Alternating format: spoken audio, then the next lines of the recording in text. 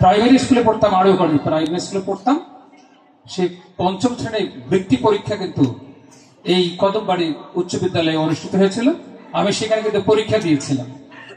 সে বলবো সেদিক থেকে স্কুলের সাথে একটা সম্পর্ক আছে। পরে আরো মধ্যে যে বানব উচ্চ বিদ্যালয় ওই স্কুলে পড়তাম।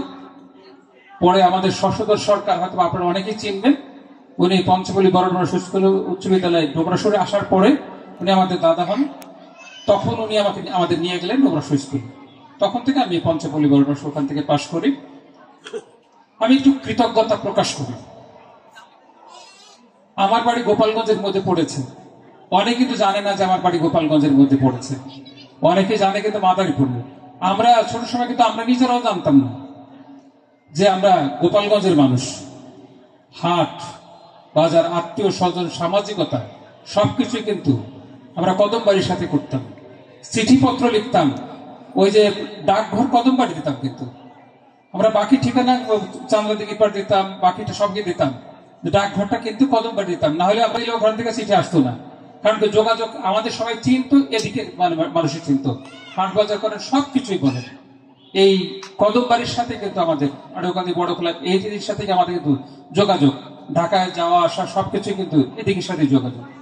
সেদিক থেকে বলবো যে আমার কিছুদিন আগে কবিতা ঘোষ, আমার বাড়ি গোপালগঞ্জ, এই কদমবাড়ি কল্যাণ পরিষদ যেটা আছে অনুষ্ঠানে, সে কিন্তু বিস্মিত হয়েছে শুনে। এতদিন পরে সে জেনেছে আমার বাড়ি গোপালগঞ্জ অনুষ্ঠানের মাধ্যমে, সে শুনে কিন্তু বিস্মিত হয়েছে। কারণ কি, আমি ওইভাবে মিশি না যে গোপালগঞ্জ, মাদারীপুর, কদমবাড়ি এগুলো আলাদা করার চেষ্টা করি না। কোনো আচরণে কিন্তু আলাদা করার চেষ্টা করি না যে আমি গোপালগঞ্জের মানুষ আলাদা, আবার মাদারীপুর মানুষ আলাদা, এইভাবে মিশি না।